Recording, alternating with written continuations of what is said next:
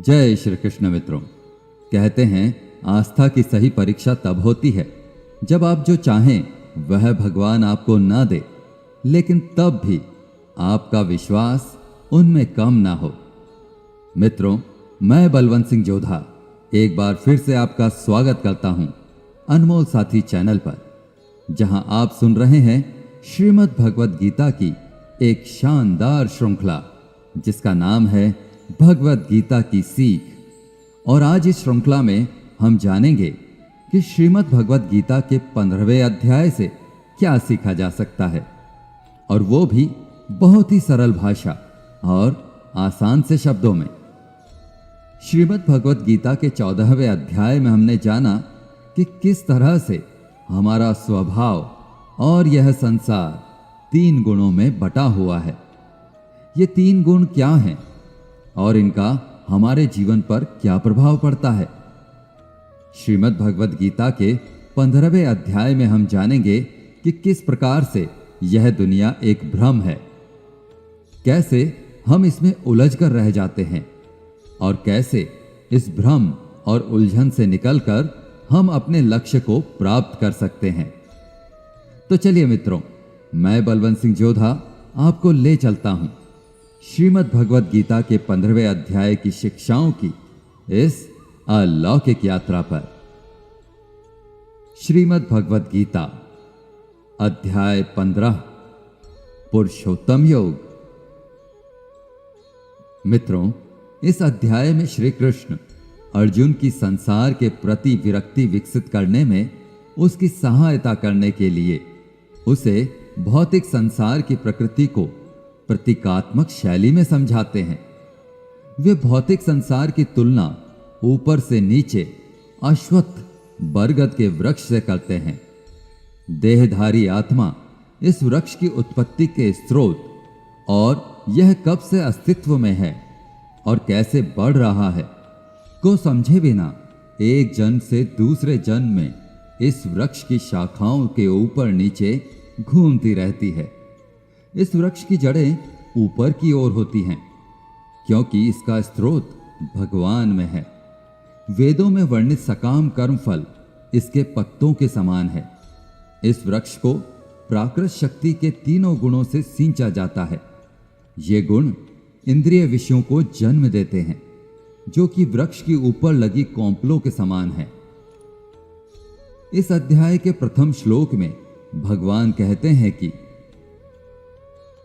ऊर्ध्व मूल मध्य शाखम अश्वत्थम प्राहुर्व्ययम् छंदांसि यस्य पर्णानि यस्तं वेद स वेदवित्।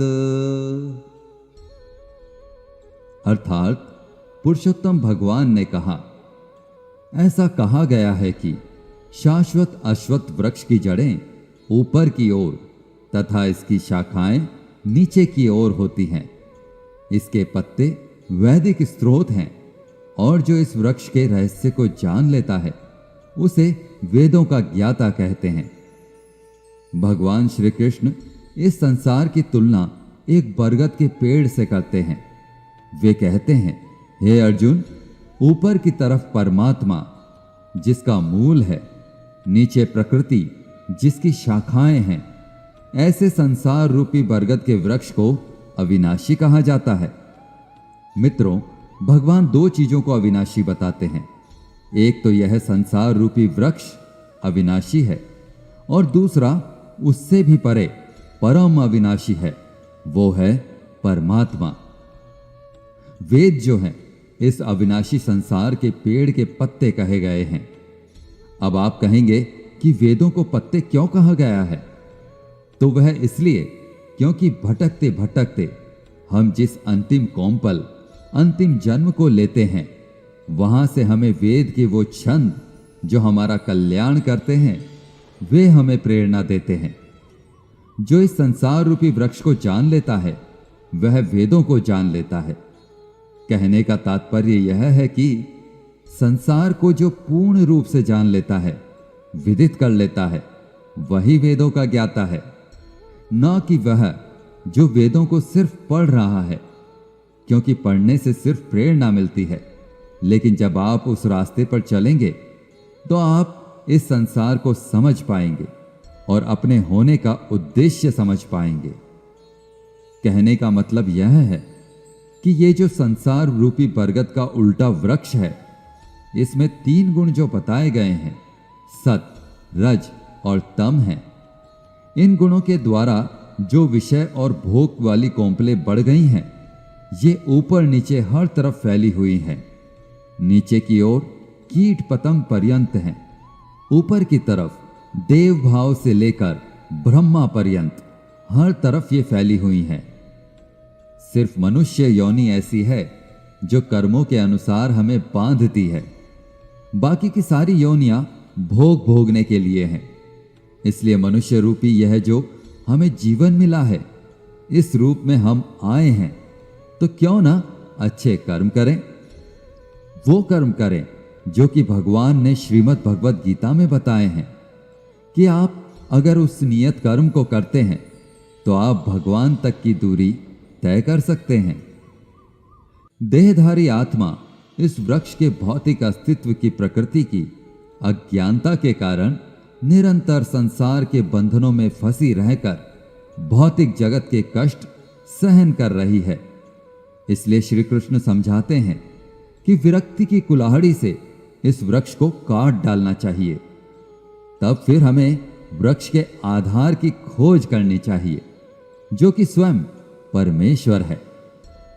परम स्रोत भगवान को खोजकर हमें इस अध्याय में वर्णित पद्धति के अनुसार उनकी शरणागति ग्रहण करनी होगी, और तभी हम भगवान के दिव्य लोक को पा सकेंगे, जहां से हम पुनः इस लौकिक संसार में नहीं लौटेंगे।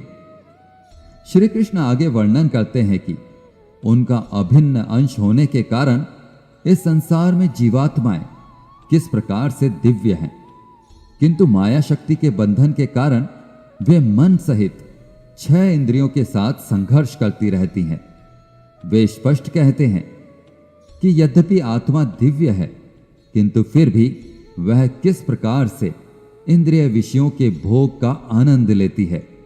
श्री कृष्ण यह भी बताते हैं कि मृत्यु होने पर आत्मा अपने वर्तमान जीवन के मन और सूक्ष्म इंद्रियों सहित किस प्रकार से नए शरीर में देहांतरण करती है।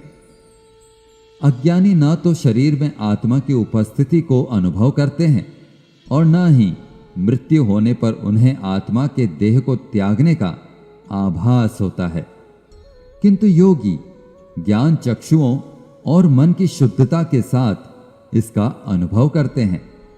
इसी प्रकार से भगवान भी अपनी सृष्टि में व्याप्त हैं, लेकिन ज्ञान चक्षुओं से ही उनकी उपस्थिति को अनुभव किया जा सकता है। यहां श्री कृष्ण प्रकट करते हैं कि संसार में भगवान के अस्तित्व को और उनकी अनंत महिमा को जो सर्वत्र प्रकाशित है, कैसे जाना जा सकता है। इस अध्याय का समापन क्षर, अक्षर, पुरुषोत्तम शब्दों की व्याख्या के साथ होता है। क्षर भौतिक जगत की नश्वर वस्तुएं हैं। अक्षर भगवान के लोक में निवास करने वाली मुक्त आत्माएं हैं। पुरुषोत्तम का अर्थ दिव्य सर्वोच्च व्यक्ति है, जो संसार का नियामक और निर्वाहक है। वह विनाशकारी और अविनाशी पदार्थों से परे है। हमें अपना सर्वस्व उस पर न्यौछावर करते हुए उसकी आराधना करनी चाहिए। श्री कृष्ण कहते हैं कि पेड़ की शाखाओं के अंत में नई कौंपलें मनुष्य की इच्छाओं को दिखाती हैं।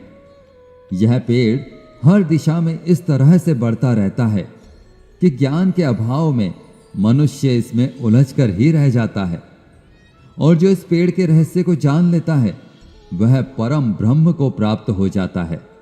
इसलिए इस माया वाले जीवन रूपी बरगद के पेड़ को ज्ञान की कुल्हाड़ी से काटकर उचित योग का पालन करके उस परम ब्रह्म को ढूंढना चाहिए, और जिसका मोह, मान, सम्मान, अपमान सभी नष्ट हो गए हैं और बुद्धि स्थिर हो गई है, वह पुरुष इससे मुक्ति पा सकता है, और मुक्ति पाकर जिस परम पद को वह पुरुष प्राप्त होते हैं, उसको कोई भी सूरज रोशन नहीं कर सकता, क्योंकि वह मेरा परम धाम है।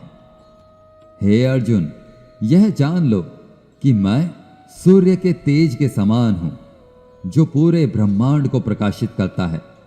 सूर्य का तेज और अग्नि की दीप्ति मुझसे ही उत्पन्न होती है। पृथ्वी पर व्याप्त रहकर मैं सभी जीवों को अपनी शक्ति से पोषित करता हूं। चंद्रमा के रूप में मैं सभी पेड़ पौधों और वनस्पतियों को जीवन रस प्रदान करता हूं। मैं सभी जीवों के उदर में पाचन अग्नि के रूप में रहता हूं। भीतरी श्वास और प्रश्वास के संयोजन से 4 प्रकार के भोजन को मिलाता और पचाता हूं। मैं समस्त जीवों के हृदय में निवास करता हूं और मुझसे ही स्मृति, ज्ञान और विस्मृति आती है। केवल मैं ही सभी वेदों द्वारा जानने योग्य हूं। मैं वेदांत का रचयिता और वेदों का अर्थ जानने वाला हूं। हे अर्जुन, इस मानव शरीर में आत्मा मेरा ही अंश है और यह आत्मा ही मृत्यु के बाद दूसरे शरीर में चली जाती है। यह शरीर कान, आंख, त्वचा, जीभ, नाक और मन से ही इंद्रियों और वासनाओं का सेवन करता है। और यह केवल ज्ञानी जन ही जानते हैं कि इस संसार में शरीर नाशवान है और आत्मा अविनाशी है। और इन सब में श्रेष्ठ है परमात्मा, जो कि सब लोगों का पालन पोषण करता है। इसलिए मैं ही पुरुषोत्तम हूं। इस अध्याय के अंतिम श्लोक में भगवान कहते हैं कि इति गुह्यतमं शास्त्रम मिदमुक्तं मायानघ एतद्धुद्ध्वा बुद्धिमान् स्यात् कृतकृत्यस्य भारत। अर्थात, हे निष्पाप अर्जुन, मैंने तुम्हें वैदिक ग्रंथों का अति गुह्य यानी कि बहुत ही गुप्त और गोपनीय सिद्धांत समझाया है। इसे समझकर मनुष्य प्रबुद्ध हो जाता है और अपने प्रयासों में परिपूर्ण हो जाता है। साथियों, इस अध्याय में हमने जाना कि हम जिंदगी में बहुत बार उस चीज के पीछे भागते हैं जिसको हासिल करके भी हमारी इच्छाएं खत्म नहीं होती। हम जितनी भी इच्छाएं पूरी करते हैं उतनी ही और बढ़ जाती हैं। अगर हम धन प्राप्ति की इच्छा करते हैं तो धन मिलने पर और अधिक धन पाने की लालसा उत्पन्न होती है। मान, सम्मान और ताकत प्राप्त होने पर और अधिक पाने की इच्छा होती है। इसलिए उस इंसान को जिसको जीवन में कुछ बड़ा करना है, उसे अपने निश्चय से उन इच्छाओं के जाल को काट देना चाहिए। तभी वह इस भ्रम और लालसा वाले पेड़ की शाखाओं से मुक्त होकर परमात्मा को यानी कि अपने जीवन के लक्ष्य को सफलता से प्राप्त कर सकेगा। साथियों, आशा है आपको श्रीमद् भगवद गीता के 15वें अध्याय की यह सरल व्याख्या जरूर पसंद आई होगी। इस अध्याय से आपने क्या सीखा, हमें कमेंट करके जरूर बताएं। अगर इस वीडियो में मुझसे कोई भी त्रुटि या गलती रह गई हो तो मैं क्षमा प्रार्थी हूं। मिलते हैं जल्दी ही श्रीमद् भगवद गीता के 16वें अध्याय की ऐसी ही आसान और सरल व्याख्या के साथ। तब तक के लिए अपना ध्यान रखें, स्वस्थ रहें, प्रसन्न रहें। जय श्री राधे कृष्ण। राधे राधे।